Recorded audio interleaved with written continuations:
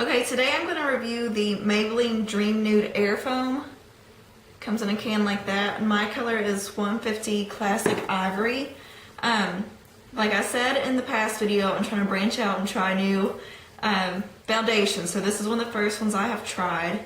It's kind of weird, but I'll try to split it up into the pros and cons of it, like I did the last video where I reviewed the Bare Minerals foundation. One thing I will go ahead and get out of the way.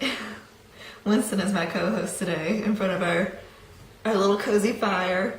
One thing I will get out of the way is tell you how I apply this. I'll do a separate tutorial actually showing it, but this squirts out like a foam, and I squeeze it on my hand, and then I apply it with a beauty blender that is wet. This is still actually wet from me applying this today. And then I set it a little bit just with Bare Minerals Mineral Veil, which is just a translucent powder. Let me start off by saying I really like this so far, but there is quite a few cons.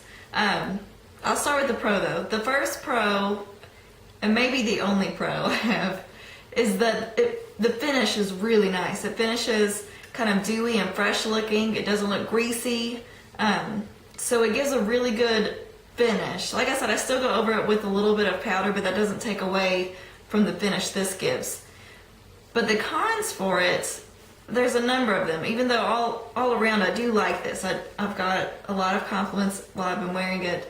But the cons are, number one, when it squirts out, unless you're holding it just right, it'll like kind of squirt everywhere. Like it'll be a main ball, but then it'll have like specks everywhere, like you'll get it on your clothes and stuff. And it's really easy to wipe off and doesn't stain, at least the little flecks that I've had have not.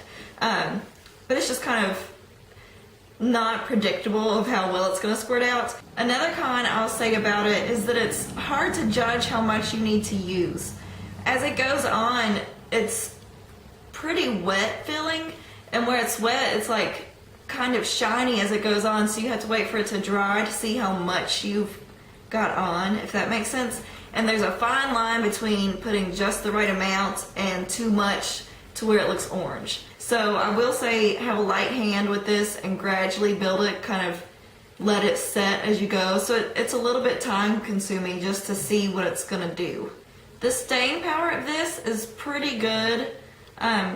Like I said before, I finished it with a little bit of powder, so I think that definitely helped it along. Where it is quite a dewy finish, I think that if I did not put any powder on, it would be more likely to wear off quicker, obviously.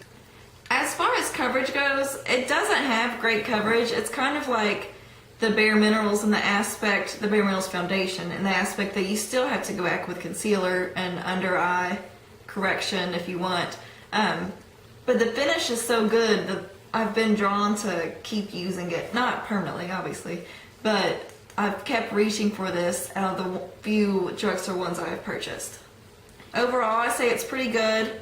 Definitely something to check out if you are wanting to get a dewy looking fresh finish. And I hope you like this review. I'm going to be doing more like this as time goes on, so hope you like them. If you hate them, let me know and I'll stop.